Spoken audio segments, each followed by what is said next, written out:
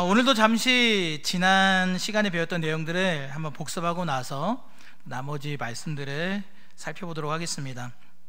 지난주에는 우리가 여호수아 5장에서 9장까지를 살펴봤는데요, 이스라엘이 요단강을 건너고 난 후에 이제 드디어 가나안을 정복하는 그런 내용이었습니다. 여호수아는 가나안의 이 정복의 전략으로 먼저 가나안의 중부지방을 쳤어요. 쉽게 말해서 가나안의 허리를 친 것이죠. 그래서 가나안의 남과 북을 끊어놓은 다음에 먼저 남쪽을 치고 그 다음에 북쪽을 치기로 계획합니다. 그런데 그 계획을 실행하기 전에 앞서서 가장 우선적으로 여호수아가 행한 일이 있었어요. 그 내용이 5장에 나옵니다. 여호수아는 우선 백성들에게 출애굽 이후에 한 번도 행하지 못했던 할례를 받게 합니다. 할례를 행하고요, 그 다음에는 출애굽 이후에 시내산에서 겨우 딱 한 번밖에 지키지 못했었던, 그리고 지금까지 계속 지키지 못했던 유월절을 지키게 합니다. 여호수아는 가나안 정복 전쟁을 하기 전에 먼저 우선될 것은 칼을 날카롭게 갈고 창을 갈고 우리가 전술을 훈련하는 것이 아니라 하나님과의 언약 관계를 우리가 먼저 재정립하고 다시 갱신하는 것이 중요하다. 내가 누구의 백성인가, 내가 누구의 음성을 들어야 하는가 다시 확인하는 것이 중요하다라는 생각으로 하나님의 말씀에 순종해서 할례를 행하고 유월절을 지키게 했어요.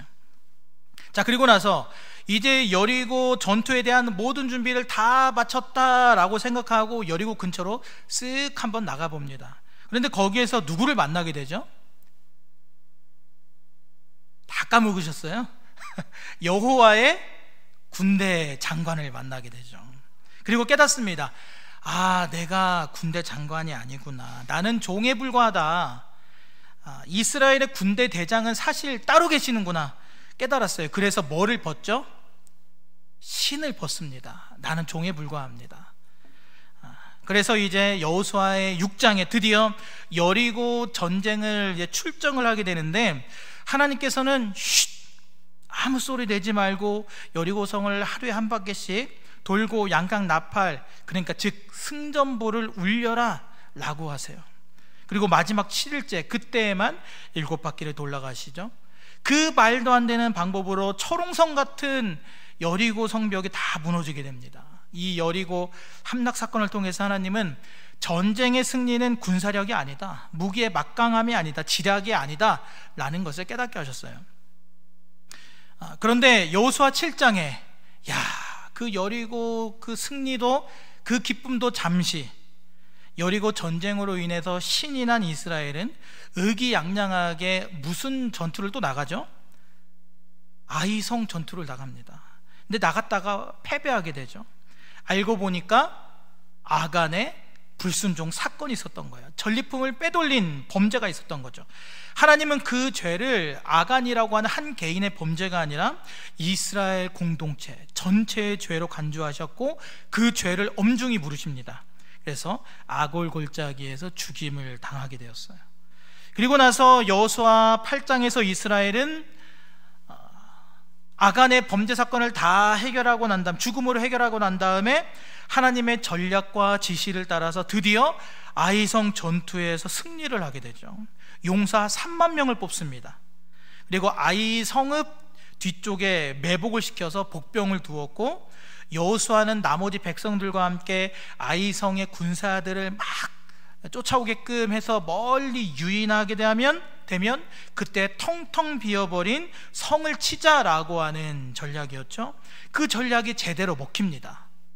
그래서 이스라엘은 아이성의 왕까지 사로잡아서 대승을 이루게 돼요. 이후 여호수아는 에발산에서 제단을 쌓고 또 백성들에게 율법을 낭독하게 합니다. 그런데 여호수아 9장에서 여호수아가 그만 실수를 저지르게 되죠. 여호수아가 기브온 사람들에게 깜빡 속아요. 하나님께 묻지 아니함으로 인해서 완전히 멸해 버렸어야 할 그 가나안 족속의 희위 족속, 가나안의 희위 족속, 그들과 깜빡 속아서 화친 조약을 맺고 그 대가를 또 톡톡히 당하죠. 평생을. 그 대가로 이 기브온 사람들과 평생을 불편한 그들을 바라보면서 평생을 함께 살아가게 돼요. 이 기브온 사람들도요, 참 머리가 비상했습니다. 아주 치밀하게 여호수아를 속였죠. 오랜 세월 먼 길을 저 멀리에서 여행하는 사신들처럼 낡아빠진 옷을 준비해서 입고 곰팡이가 핀 빵을 준비해서 보여줍니다. 근데 여호수아는 여호와께 묻지 않은 채 여호와의 이름으로 화친 조약을 그들과 맺어요. 나중에 속은 것을 알게 되었지만 번복할 수가 없었습니다. 그래서 어쩔 수 없이 그들로 하여금 여호와의 성전을 관리하고 거기서 나무를 패고 물을 기르게 하는 사람들로 평생 그 불편한 가운데서, 관계 가운데서 살게 했다라는 것까지 우리가 지난주에 함께 살펴보았습니다. 기억이 다 나시죠? 자, 이제 교재 10쪽입니다. 네, 교재 10쪽. 자, 여호수아 10장을 살펴보겠습니다. 10장에 보니까 이 기브온 족속이요, 앞서 이제 여호수아를 속였잖아요. 기브온 족속이 자기들만 살겠다고 이스라엘과 그 화친한 일로 인해서 아모리 족속의 표적이 됩니다. 표적. 아모리 족속을 결성하고 있던 다섯 왕이 이제 화가 난 거예요.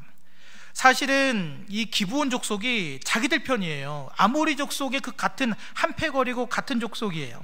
자기들 편인데 자기들과 연합하여서 이스라엘을 대적해야 하는 입장인데, 자기들 살겠다고, 야, 이 게임은 될 게임이 아니다 라고 생각하고 그 협정을 몰래 깬 거죠. 깨고 이들이 이스라엘에게 붙어버린 거예요. 여기에 이 사실에 화가 난 겁니다. 그래서 기브온 족속을 제외한, 주민들을 제외한 아모리 족속의 다섯 왕이 기브온 쟤네 안 되겠다, 우리가 박살내자. 그래서 기브온을 치려고 작당을 하는데, 이제 기브온이 위험해진 거잖아요. 그런데 기브온은 혼자입니까? 혼자가 아닙니까? 누구와 화친을 맺었죠? 이스라엘과 화친을 조약을 맺었잖아요. 기브온은 이제 혼자가 아니에요. 힘이 약한 그런 민족이 아닙니다. 이스라엘이라고 하는 보험을 들은 거죠. 대단한 이 보험을. 그래서 이제 보험사에게 연락을 합니다. 기브온이 이제 즉각 사람들을 이스라엘에 보내서 도움을 요청했어요. 10장, 우리 10장 6절의 말씀을 함께 읽겠습니다. 10장 6절 시작. 기브온 사람들이 길갈 진영에 사람을 보내어 당신의 종 더디게 하지 마시고 속히 우리에게 올라와 우리를 구하소서.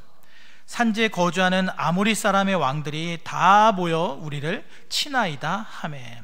물론 이스라엘은 외면하고 싶었을 거예요. 그냥 귀를 닫고 싶었을 겁니다. 그런데 이미 화친 조약을 맺었잖아요. 그래서 어쩔 수 없이 울며 겨자 먹기로 기브온을 도울 수밖에 없었습니다. 그래서 그렇게 이스라엘은 아모리 족속과 전쟁을 하게 되는데요, 하나님께서 이 전쟁을 도우십니다. 어떻게 도우셨을까요? 우리 10장 11절 12절 그리고 13절까지 함께 읽겠습니다. 시작. 그들이 이스라엘 앞에서 도망하여 베토론의 비탈에서 내려갈 때 여호와께서 하늘에서 큰 우박덩이를 아세가에 이르기까지 내리심에 그들이 죽었으니 이스라엘 자손의 칼에 죽은 자보다 우박에 죽은 자가 더 많았더라. 여호와께서 아모리 사람을 이스라엘 자손에게 넘겨주시던 날에 여호수아가 여호와께 아뢰어 이스라엘의 목전에서 이르되 태양아 너는 기브온 위에 머무르라. 달아 너도 아얄론 골짜기에서 그리할지어다 하매 태양이 머물고 달이 멈추기를 백성이 그 대적에게 원수를 갚기까지 하였느니라. 야살의 책에 태양의 중천에 머물러서 거의 종일토록 속히 내려가지 아니하였다고 기록되지 아니하였느냐. 아멘. 전에 없던 그 큰 우박덩이가 하늘에서 내려져서 칼에 맞아 죽은 사람보다 우박에 맞아 죽은 사람이 더 많게 하셨고요, 태양이 멈추는 일로 인해서 한 사람도 놓치지 않고 전부 다 진멸할 수 있었어요. 그래서 근데 여기에서 뭐 우박덩어리야 뭐 그럴 수도 있고, 지금도 뭐 세계 곳곳에서 비슷한 일들이 또 해마다 일어나지 않습니까? 그래서 사람이 죽기도 하고 뭐 차량이 파손되고 큰 피해를 입기도 하는데, 이 태양이 멈췄던 기적에 대해서는 이게 참 설명하기가 어려운 부분이죠. 여러분, 태양이 멈춰졌다 믿어지십니까? 이렇게 다들 믿음이 없으셔요? 자, 이 하나님이 행하신 초자연적인 사건을 우리 인간이 어떻게 설명하고 어떻게 증명하겠습니까? 사실 불가능하죠. 어떤 학자는 이제 뭐 이 사건은 이거 하나의 비유다, 비유에 불과하다, 이거는 시적인 표현이다 라고 하는 게 해석하기도 하고요. 또 어떤 학자는 이 사건이 역사적으로 진짜 있었을 것이다 하면서 막 과학적으로, 막 역사적으로 증명하려고 하는 시도가 과거에서부터 막 꾸준하게 지금 일어나고 있어요. 그러나 여러분, 이 성경이 과학책입니까? 아닙니까? 과학책이 아니죠. 자, 이 성경이 이 온 세상의 모든 역사를 다 담고 있고 설명해주는 역사책입니까? 아닙니까? 아니죠, 여러분. 여기에는 뭐 우리 대한민국이 뭐 건설되고 뭐 만들어지고 이런 책이 내용이 없잖아요. 성경은요, 온 세상의 모든 역사를 막 하나로 다 담고 있고 자세하게 하나하나 연대기적으로 설명해주는 그런 역사책도 아니고 막 과학적으로 막 이렇게 설명해주고 하는 그런 책도 아닙니다. 성경에 나타나는 하나님의 초자연적인 사건이 엄청 많은데요, 그 말씀 그대로, 로고스, 하나님의 말씀으로 그냥 그 사실 그대로 우리가 받아들여야지, 그것을 단지 우리가 뭐 비유로 해석을 한다거나 아니면 막 과학적 사실로 막 입증하려고 우리가 계속 도전한다라면은 결국 성경의 권위는 훼손되게 되는 것입니다. 인간의 그런 노력으로 해석되고 알 수 있는 부분이 아니죠. 성경은 성경에서 말씀하시는 것까지만 우리가 알 수 있어요. 하나님이 우리에게 가르쳐 주신 것까지만 우리가 이해할 수 있고 알 수 있습니다. 성경은 예수 그리스도의 이 구속사 중심으로 쓰여진 책이죠.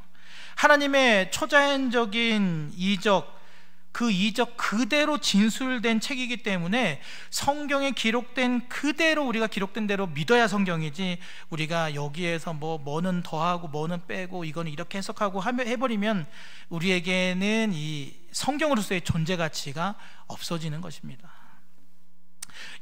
오늘 여호수아 10장에서 말씀하고 있는 분명한 사실은요, 여호수아가 태양을 멈추게 함으로써 선포하였고 하나님이 진짜 그렇게 멈추게 하게 하심으로 하나님께서 이스라엘에게 승리를 주셨다라는 사실이에요. 12절에 보면 여호수아가 여호와 하나님께 아뢰입니다. 태양아, 너는 기브온 위에 머무르라. 달아, 너도 아얄론 골짜기에서 그리할지어다. 하나님께 아뢰었고 기도하였고 하나님은 그 기도를 들으시고 그대로 이루어 주십니다. 그렇게 하나님은 자신이 지으신 피조물, 그러니까 뭐 우박이나 뭐 태양과도 같은 그런 뭐 여러 피조물을 사용하셔서라도 자신의 목적과 계획을 이루어 가신다라는 거예요. 자, 이제 그 다음으로 넘어가서 11장 그리고 12장을 보겠습니다. 여호수아는 가나안 북부 지방을 점령한다. 그리고 여호수아가 가나안에서 점령한 왕은 31명이다. 앞서 말씀드린 것처럼 요단강을 건너서 중부지방을 먼저 치죠. 허리를 끊은 다음에 남부지방 치고 그 다음 이제 북부지방을 친 거예요. 그렇게 12장의 내용을 보시면 여호수아가 가나안에서 점령한 이 왕들이 쭉 나오는데요, 남부지방에서만 16명, 남부지방 16, 그리고 북부지방에서 15, 그래서 총 31명을 없애고 가나안을 정복하게 됩니다. 자, 이제 13장으로 넘어가셔서 13장에서부터 마지막 24장까지는 드디어 이제 가나안 정착에 대해서 나와요. 사실은 가나안 7족속을 다 몰아냈어야 되는데 기브온 주민, 이 히위 족속에게는 깜빡 속아서 화친을 맺었죠. 그래서 그들은 몰아내지 못하고 나머지는 몰아냅니다. 그리고 이제는 차지한 가나안 땅을 나누어 소유하게 되는 거예요. 그 내용이 21장까지 나옵니다. 먼저 13장 보시면 여호수아는 요단 동편을 르우벤과 갓과 므낫세 반지파에게 기업으로 분배한다. 근데 사실은요, 13장에 처음에 보시면은 사실 아직 가나안에 정복하지 못한 땅이 있었어요. 그런데 하나님께서 오늘 여호수아에게, 야 여호수아야, 그냥 기업을 이제 분배해라 라고 하세요. 우리 여호수아 13장 1절 함께 읽겠습니다. 시작.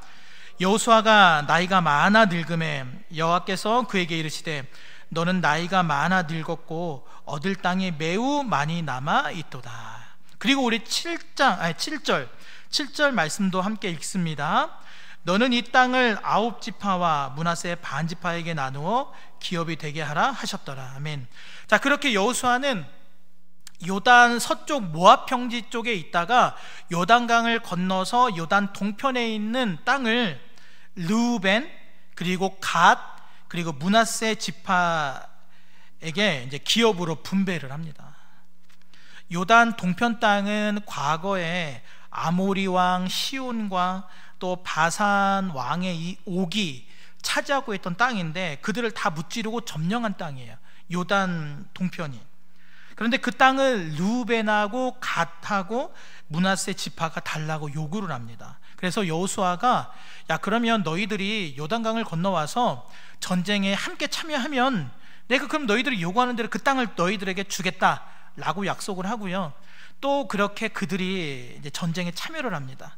그래서 여호수아는 그 약속을 한 대로 요단 동편을 이후에 르우벤과 갓과 므낫세 반지파에게 기업으로 분배를 한 거죠.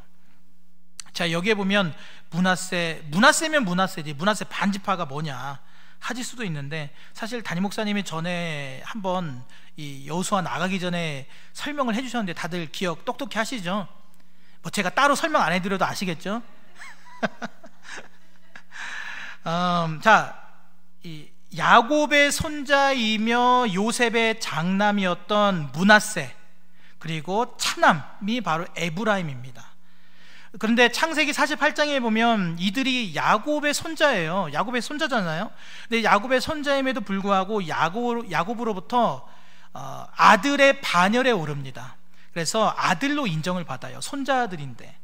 한편 므낫세에게는 본처가 있었고 이 가나안 여인의 또 첩이 있었어요. 이후에 본처의 자식은 가나안 땅에 들어가고 첩의 자식은 요단을 넘어가지 않습니다. 그래서 같은 지파였지만 이제 나뉘게 된 거죠. 그래서 가나안 땅에 들어간 므낫세 절반 정도의 지파, 그리고 가나안 땅에 들어가지 않은 므낫세 절반 정도의 지파, 이렇게 둘로 이제 구분이 되는 겁니다. 자, 그 다음 교재 11쪽 보겠습니다. 여호수아 14장에서부터 19장까지는 이제 요단 서편 땅을 각 지파에게 기업으로 분배하는 내용이 나오고 있어요. 여호수아는 길갈에서 요단 서편 땅을 기업으로 분배하는데 여기에서 바로 갈렙이 나옵니다. 갈렙이 등장을 해요. 여러분, 갈렙이 어떤 사람인지 아시죠? 갈렙, 가데스 바네아에서 가나안을 미리 정탐하였던 12명의 정탐꾼 중에 한 명이죠. 또 여호수아와 함께 유일하게 긍정적인 보고를, 믿음의 보고를 했던 사람이 갈렙입니다. 이후에 여호수아는 모세의 뒤를 이어서 이스라엘 전체를 이끄는 이제 지도자가 되고요. 갈렙이 뭐 특별히 등장하지 않다가 오늘 여기 14장에 등장을 합니다. 자, 갈렙이 이제 여호수아에게 나와서 말을 하는 거예요. 우리가 가데스 바네아에서 참 그 추억이 좀 있지 않냐, 믿음의 추억들이 좀 있지 않냐 하면서 이제 갈렙이 여호수아 앞에 나와서 이야기를 하는 거죠. 우리 여호수아 14장 7절, 8절, 9절, 14장 7, 8, 9절 함께 읽겠습니다. 시작. 내 나이 40세 여호와의 종 모세가 가데스 바네아에서 나를 보내어 이 땅을 정탐하게 하였으므로 내가 성실한 마음으로 그에게 보고하였고, 나와 함께 올라갔던 내 형제들은 백성의 간담을 높게 하였으나 나는 내 하나님 여호와께 충성하였으므로 그날에 모세가 맹세하여 이르되 내가 내 하나님 여호와께 충성하였은즉 내 발로 밟는 땅은 영원히 너와 내 자손의 기업이 되리라 하였나이다. 아멘. 갈렙이 말하는 거죠. 제가 가나안 정탐을 할 때 그때가 제가 40살이었습니다. 40살. 그리고 지금 이제 45년이 지났습니다. 그리고 10절과 11절에 보니까 내 나이 지금 85세인데 나는 아직도 강건합니다. 나한테 헤브론 땅을 좀 주십시오 라고 이야기를 해요. 그래서 여호수아가 헤브론 땅을 이 갈렙에게 기업으로 주는데요. 우리 14장 13절 14절 14장 13절 14절 함께 읽겠습니다.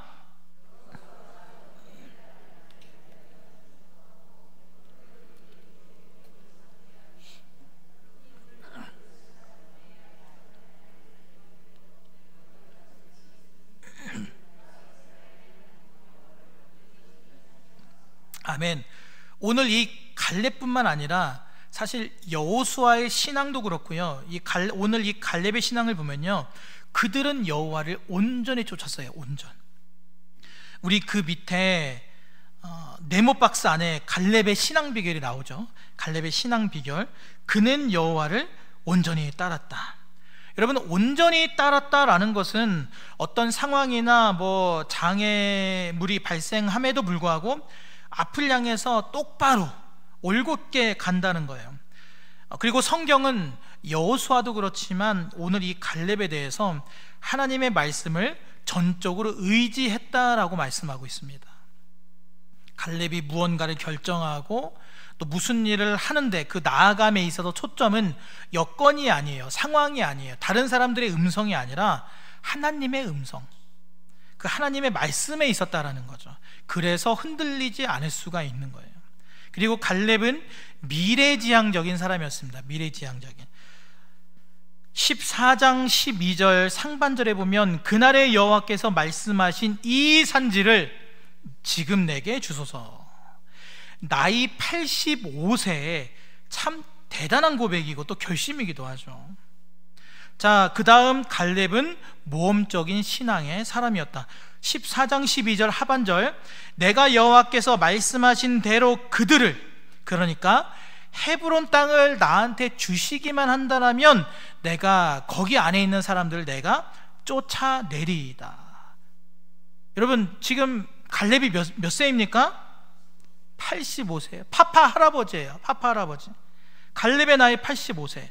가나안을 정탐하러 갔을 때가 40세였고요 가나안 정복이 지금 끝난 지금이 45년이 지나서 그의 나이 85세입니다 그 중간 사이에 광야를 방황했던 시간, 또 7년 동안 가나안을 정복했던, 끊임없이 전쟁을 치렀던 그 7년의 시간.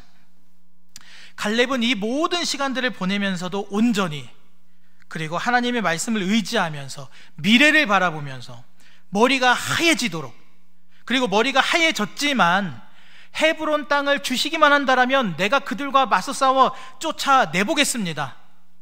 그래서 여러분, 그래서 갈렙이 대단한 거예요. 그래서 그렇게 갈렙은 평생을 한결같이 전심으로 주의 뜻을 쫓은 인물이죠.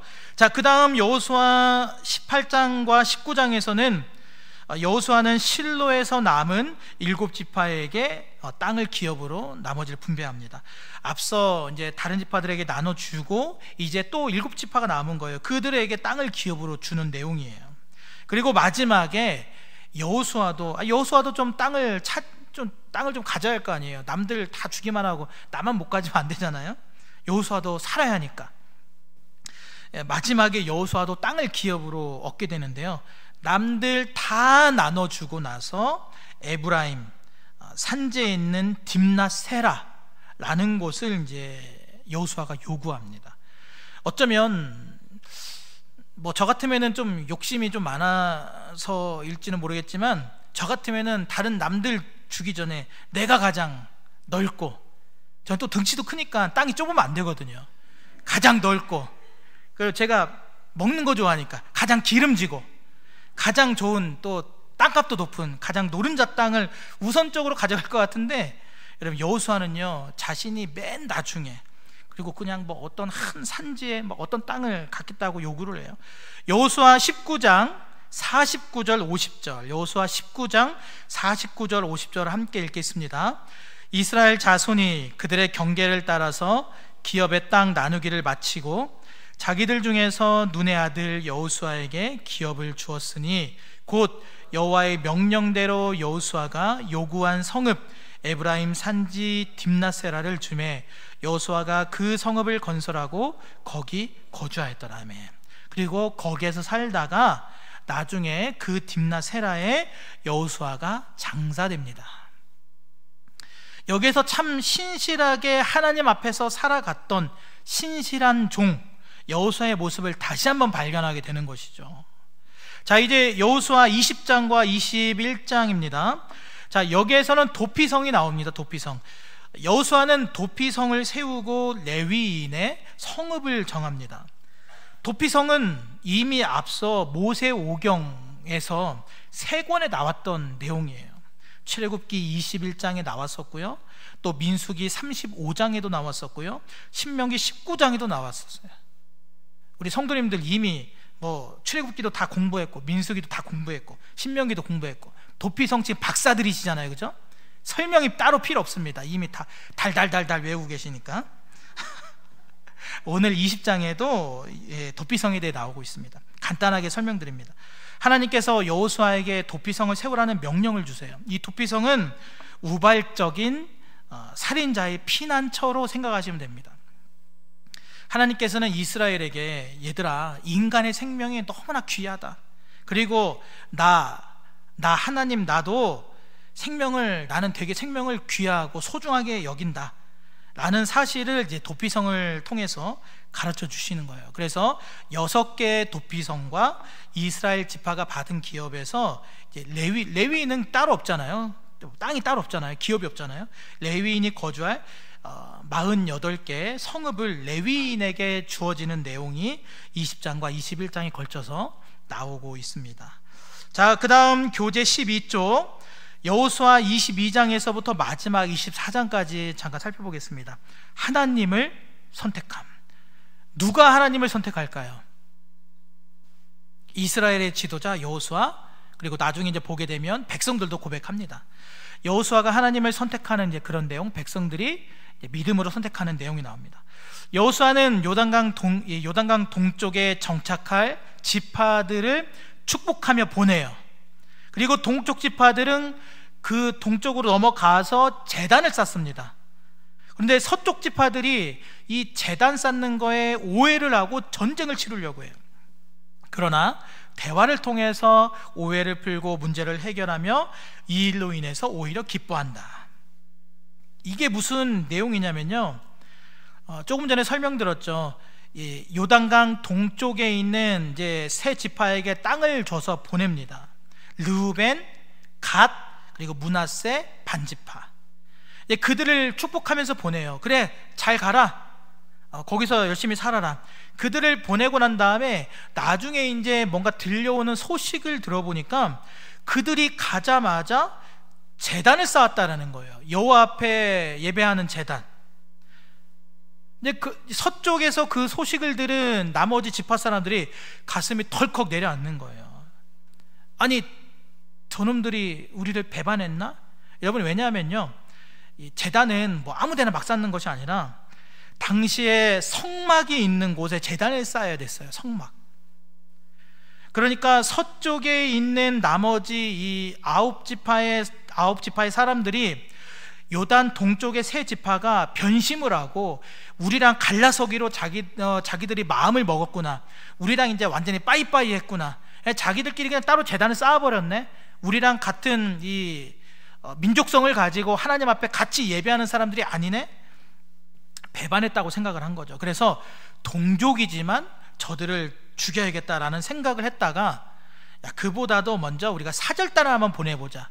사절단을 보내서 자초지정을 들어보자. 뭐가 어떻게 된 건가. 그래서 사절단을 보냅니다. 사절단을 보내서 그들을 통해서 이야기를 들어보니까 제단을 따로 그 세 지파가 세웠던 이유에 알고 보니까 선한 의도가 있었던 것을 알게 된 거예요.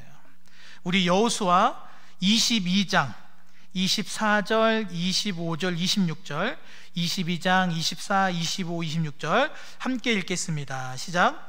우리가 목적이 있어서 주의하고 이같이 하였노라. 곧 생각하기를 후일에 너희의 자손이 우리 자손에게 말하여 이르기를 너희가 이스라엘 하나님 여호와와 무슨 상관이 있느냐. 너희 르우벤 자손 갓 자손아, 여호와께서 우리와 너희 사이를 요단으로 경계를 삼으셨나니 너희는 여호와께 받을 분깃이 없느니라 하여 너희의 자손이 우리 자손에게 여호와 경외하기를 그치게 할까 하여 우리가 말하기를 우리가 이제 한 제단 쌓기를 준비하자 하였노니 이는 번제를 위함도 아니요 다른 제사를 위함도 아니라. 아멘. 아무래도 동쪽으로 간 지파가 숫자가 적잖아요. 저쪽은 9지파인데 여기는 겨우 3지파고, 그리고 힘도 열세합니다. 약해요. 나중에 뭐 지금이야 괜찮겠지만 나중에 시간이 흐르고 흘러서 저쪽 9지파에 있는 서쪽의 지파 후손들이 동쪽의 3지파를 무시하고 이스라엘 혈통으로 같은 동족으로 쳐주지 않고 너희들은 떨어져 나가지 않았냐, 너희들은 더 이상 우리 민족이 아니다 하면서 너희는 여호와 하나님을 경외하지 말라, 우리 이쪽에 와서 재단을 쌓고 쌓아놓은 재단에서 예배하는 것도 너희들 하지 말라, 이렇게 하나님을 경외하는 것조차도 예배하지 못하게 만들까봐 염려되어서 재단을 따로 쌓고 제사하려고 했다라는 거죠. 그러니까 결국은 신앙을 지키기 위해서 그렇게 했다라는 거예요. 이렇게 서쪽의 사람들이 자초지종을 다 듣고 나니까 오히려 마음이 좋은 겁니다. 야, 쟤네들이 여호와 하나님을 향한 신앙을 잃어버리지 않기 위해서 저렇게 노력한 거였구나. 그래서 오히려 그 일로 인해서 서로 기쁘게 여겼어요. 우리 그 밑에 교훈 3가지가 나오는데 우리 교훈 3가지 함께 읽겠습니다. 시작.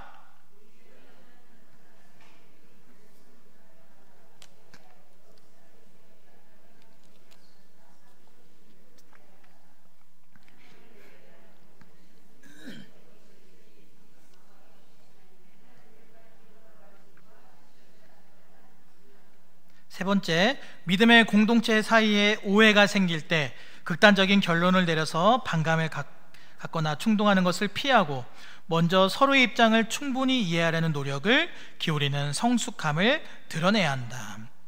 여러분, 우리는 교회 안에서 한 가족이잖아요, 그렇죠? 예수 안에서 영가족, 우리 한 가족입니다. 예수 안에서 사랑을 이루는 우리 모두가 될 수 있기를 바랍니다. 우리 한번 같이 인사 한번 하겠습니다. 진짜 사랑합니다. 인상 쓰지 마시고요, 웃으면서 진짜 사랑합니다. 자, 이제는 23장과 마지막 24장입니다. 여호수아는 이스라엘 백성들에게 고별 설교를 하면서 율법을 잘 지킬 것을 강조하고 또 너희들이 섬길 자를 택하라고 명령하고 110세에 죽게 됩니다. 여호수아의 이 고별 설교에서 되게 멋진 고백들이 참 많이 있어요. 자, 우리 함께 24장 14절 15절 24장 14절 15절 함께 읽습니다. 그러므로 이제는 여호와를 경외하며 온전함과 진실함으로 그를 섬기라. 너희의 조상들의 강 저쪽과 애굽에서 섬기던 신들을 치워버리고 여호와만 섬기라. 만일 여호와를 섬기는 것이 너에게 좋지 않게 보이거든 너희 조상들이 강 저쪽에서 섬기던 신들이든지 또는 너희가 거주하는 땅에 있는 아모리 족속의 신들이든지 너희가 섬길 자를 오늘 택하라. 오직 나와 내 집은 여호와를 섬기겠노라 하니. 아멘. 여호수아가 이렇게 결단해서 말하니까요, 16절에서 백성들이 우리가 결단코 여호와를 버리고 다른 신들을 섬기지 않겠다라고 고백을 해요. 버리거나 섬기지 않겠다라고 해요. 그래서 또 여호수아가 말합니다. 우리 23절 24절 23, 24 여호수아가 이르되 그러면 이제 너희 중에 있는 이방신들을 치워버리고 너희의 마음을 이스라엘의 하나님 여호와께로 향하라 하니 백성이 여호수아에게 말하되 우리 하나님 여호와를 우리가 섬기고 그의 목소리를 우리가 청종하리이다 하는지라. 아멘. 아까 여호수아 13장에서 살펴본 것처럼 아직 가나안에는 미정복지가 있었어요. 미정복지. 그러니까 땅을 기업으로 나누어 갖기는 했지만 그렇다고 해서 이스라엘의 가나안을 100% 완전히 정복한 거는 아닙니다. 여호수아가 이제 물리적으로 이제 나이가 많아지니까 어쩔 수 없이 하나님께서는 전쟁을 중단시키세요. 그리고 그만하면 됐으니까 이제는 땅을 나눠 갖게 해라, 나눠 주어라라고 하세요. 그래서 하나님의 계획은 뭐냐?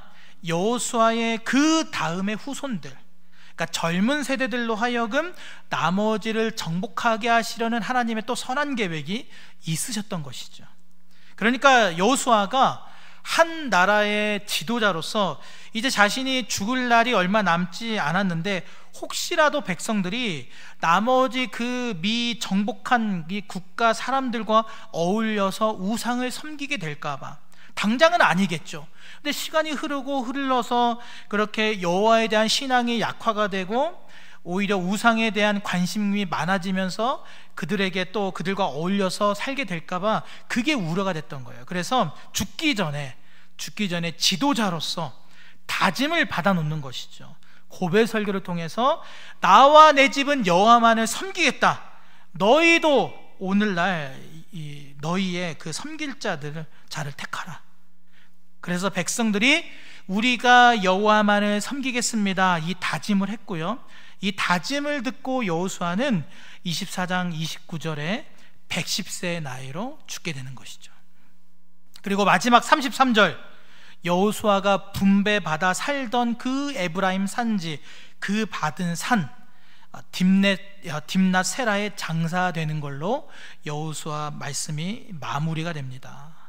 밑에 보시면 여호수아의 리더십 과정이 나오는데요, 출애굽기, 민수기, 신명기, 또 여호수아에서 나타난 말씀을 통해서 여호수아가 언제 등장하게 되는지, 그리고 어떻게 모세를 이은 이스라엘의 지도자로 훈련되어져 가고 있는지, 또 어떤 리더십을 공부하게 됐는지, 이제 그런 내용들이 좀 말씀들이 나옵니다. 쭉 과정을 보면은 항상 모세가 생전했을 때, 모세가 살아 있었을 때 여호수아는 항상 모세 곁에 붙어 있었어요. 모세가 어떤 사람입니까? 늘 하나님과 대면하던 사람이죠. 늘 하나님과 대면하던 모세 옆에 여호수아도 붙어 있었고, 모세가 어떻게 하나님의 사역을 하고 있는지를 쭉 보면서 그것이 자연스럽게 훈련이 된 거예요.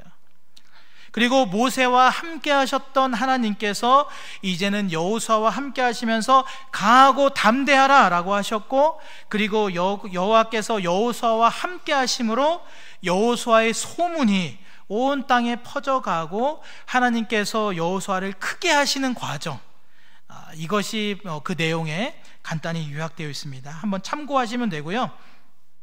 그 다음 교재 13쪽 밑에 부분에 보면 여호수아의 리더십에 대해 간단히 정리되어 있습니다. 여호수아의 리더십은 이제 40년간 모세에게서 멘토링을 받은 거죠. 코칭을 받았어요.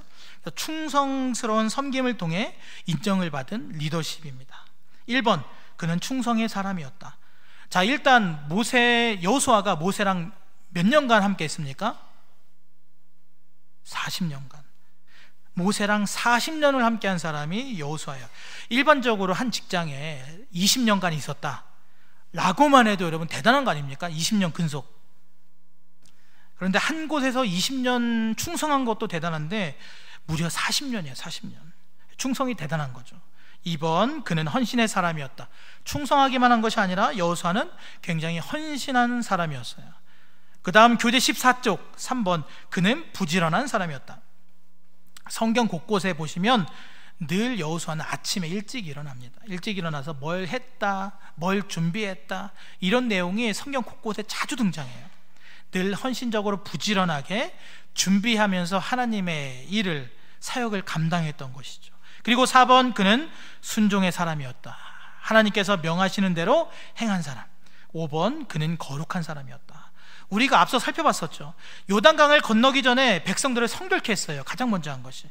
또 가나안 전쟁을 앞두고 할례를 행하고 또 유월절을 지키게 하면서 이스라엘 백성들을 계속 성결케 합니다. 또 그것만 한 게 아니에요. 마음 가운데 여호와를 두고 여호와만 섬기라고 계속해서 영적 성결을 요구한 사람이 여호수아입니다. 우리 그 밑에 교훈 3가지 나오는데, 교훈 3가지 함께 읽겠습니다. 시작. 인생의 가장 큰 비극은 잘못된 믿음의 대상을 선택하는 것이다. 그리스도인은 세상의 가치관에 의해 영향을 받아 흔들리거나 타협하는 삶을 경계하며 온전한 믿음과 진실한 삶을 통해 세상에서 선한 영향력을 끼치며 살 책임이 있다. 타협하지 않는 믿음의 삶은 다른 사람들에게 선한 영향력을 끼치며 믿음에 대한 동기부여를 준다. 자, 이제 여호수아를 전체적으로 정리하면서 한번 마무리하겠습니다. 여호수아서의 주제가 뭘까요? 여호수아서의 주제는 믿음의 순종을 통한 승리와 복입니다. 믿음의 순종을 통한 승리와 복. 여호수아와 백성들은 순종했어요. 이 순종하는 장면들이 많이 나오죠. 여호수아는 하나님께 순종했고, 또 여호수아는 하나님의 뜻을 백성들에게 명령하고 전하고, 또 백성들은 그대로 순종합니다. 믿음으로 다짐하죠. 이해가 되지 않더라도, 논리에 맞지 않더라도 순종을 하니까 결국 여리고성에서 보여준 것처럼 승리하게 되고, 끝내는 하나님께서 복을 가져다 주셨다라는 거예요. 자, 그 다음 목적입니다. 여호수아의 기록 목적은 하나님의 약속을 믿고 순종하는 백성은 약속의 성취를 복으로 받는다, 이것을 보여주기 위해서 기록이 됐습니다. 순종하면 하나님께서 약속하셨던 그 약속이 성취되는 그 현장을 보게 하는, 경험하게 하는 복을 보여주시기 위해서 기록됐다는 거죠. 약속을 믿고 믿음으로 순종하는 백성은 하나님께서 그렇게 하신다라는 분명한 역사적 사실이 여호수아서에 고스란히 기록되어 있어요. 그 다음 교재 15쪽 핵심 구절, 여호수아 1장 8절 구절 함께 읽겠습니다. 시작. 이 율법책을 내 입에서 떠나지 말게 하며 주야를 그것을 묵상하여 그 안에 기록된 대로 다 지켜 행하라. 그리하면 내 길이 평탄하게 될 것이며 내가 형통하리라. 내가 내게 명령한 것이 아니냐. 강하고 담대하라. 두려워하지 말며 놀라지 말라. 내가 어디로 가든지 내 하나님 여호와가 너와 함께하느니라 하시니라. 아멘. 하나님의 약속의 말씀을 가까이 하고 붙들면서 그 약속의 은혜가 우리의 삶에서 고스란히 이루어지는 것을 경험하는 복된 인생이 되시기를 바랍니다. 그 다음 마지막으로 적용 보겠습니다. 일반적으로 세상적인 성공은 부, 명예, 권력, 학위, 성취 여부로 판단을 하죠. 그러나 하나님은 그 무엇보다도 우선적으로 우리의 내면 세계를 보신다라는 거예요. 내면 세계. 그래서 우리는 세상의 성공, 성취 이전에, 그것도 좋겠죠. 그것도 중요합니다. 근데 그 이전에 먼저 하나님이 인정하시는 성공과 성취를 위해 정기적으로 말씀 앞에 나아가는 작업이 필요하다는 거죠. 그래서 1번, 우선순위를 정하라. 하루에 가장 효과적인 시간을 정해서 방해받지 않는 시간, 우리 스스로 통제할 수 있는 시간을 정해야 한다라는 거죠. 요즘에 우리가 이제 감사일기를 나가고 있잖아요. 그 감사일기와 함께하면, 말씀과 함께하고 감사일기와 함께하면 더욱더 배가적으로 그 은혜와 또 하나님의 내 삶에서 역사하시고 일하시는 그 하나님을 우리가 더욱더 발견할 수 있습니다. 자, 그 다음 훈련이 필요합니다. 습관이 될 때까지, 습관적으로 하라는 것이 아니라 습관이 될 때까지 신앙으로 나아가는 우리의 삶의 훈련이 필요하다는 거죠. 그 다음 세 번째, 절제가 필요해요. 어느 때보다도 말씀 앞에 진지하게 나아가기 위해서, 집중하기 위해서는 우리가 때로는 비생산적인 거나 좀 신앙적이지 않은 시간들을 줄여가는 절제가 필요하고, 그 다음 네 번째는 경건의 시간을 나눌 수 있는 그룹에 속하라. 우리 교회에서 너무 좋은 게 있잖아요. 특히 하반기에 시작된 사랑방 모임, 여러분 이 사랑방 모임에 적극적으로 참여하실 수 있게 바랍니다. 말씀으로 나 자신 돌아보고 적용하고, 또 다른 순원들을 위해서 기도하고, 또 나도 기도받고, 또 남을 위로해주고, 또 나도 위로받는 너무나 귀한 시간을 잘 활용하시기를 바랍니다. 다섯 번째, 말씀과 관련된 경건 보조 자료를 사용하시면 더욱 좋습니다. 여기 지금 책에 나온 대로 생명의 삶, 아니면 우리가 지금 하고 있죠. 매일 성경 큐티, 날마다 솟는 샘물 등과 같은 경건의 보조 자료를 사용하시면 더욱 체계적으로 우리가 말씀에 도움을 받을 수가 있고요. 여섯 번째, 어떻게 보면 이게 제일 어려운 것 같아요. 실패하더라도 낙심하지 말고 그날부터 다시 시작해라. 하루 이틀 못할 수도 있어요. 깜빡할 수도 있고, 피곤할 수도 있고, 일할 수도 있고. 하루 이틀 못하고 건너뛰어도 좋으니까 포기하지 말고 말씀 앞에 서는 일에 여러분 우리가 주저하지 않기를 바랍니다. 그 시간들이 차곡차곡 쌓이다 보면 어느새 내가 하나님이 원하시는 모습으로 변해가고 있는 줄로 믿습니다. 자, 그 다음 우리 교재 16쪽 마지막입니다. 새로운 시작에 대한 변화와 도전을 앞두고 설렘보다는 두려움이 앞서는 것이 일반적이기도 하죠. 두려움을 갖는 것은 자연스러운 겁니다. 그러나 그것이 지속된다라면, 끊임없이 신앙을 갖고 있음에도 끊임없이 두렵다라면은 그것은 우리가 하나님 앞에 살아가는 우리가 올바른 태도가 아니죠. 그래서 그리스도인은 두려움을 극복할 수 있는 믿음이 필요한 겁니다. 그래서 첫 번째는 두려움과 염려 대신에 용기와 담대함과 마음의 평안을 좀 달라고 지속적으로 기도하는 것이 중요해요. 기도. 두 번째는 하나님이 함께 하신다라는 임재의 약속을 붙들고, 세 번째는 지금까지 인도하신 하나님의 신실한 하나님을 기억하고, 마지막에는 나 자신을 성결하게 하는 것. 여호수아가 끊임없이 계속 백성들에게 요구했던 성결, 나 자신의 성결. 우리가 계속 성결한 삶으로 살아가야 하나님의 은혜에 더 나아갈 수가 있습니다. 이런 것을 우리의 삶에서 기억하시면서 이 여호수아의 말씀이 내 삶에 고스란히 적용되는 은혜가 있기를 주님의 이름으로 간절히 소망합니다. 여호수아서 끝. 네. 그 다음 주에는 자, 다음 주에는 우리 대한민국이 낳은 스타 강사 수유주와 함께 비타민, 우리 고근옥 전사님과 함께 사사기의 말씀을 우리 함께 은혜로 나누겠습니다. 자, 오늘 이 시간 함께 배운 내용 기억하시면서 함께 기도하기를 원합니다. 주님, 이 세상 모든 만물을 창조하신 하나님께서 모든 피조물을 사용하셔서라도 하나님의 선하신 목적과 계획을 이루어 가고 계심을 주님, 우리가 믿고 살아가게 하여 주옵소서. 우리 눈앞에 당장 보이는 것으로, 내 경험으로 하나님을 우리가 판단하지 않게 하옵소서. 갈렙과 같이 여호와를 온전히 따르며 하나님의 약속의 말씀을 전적으로 의지하게 하옵소서. 전심으로 주를 따라가게 하옵소서. 여호수아와 같이 나와 내 집은 여호와만을 섬기겠노라 믿음으로 고백하고 선포하는 신앙으로 살아가게 하옵소서. 간절한 마음으로 기도합니다.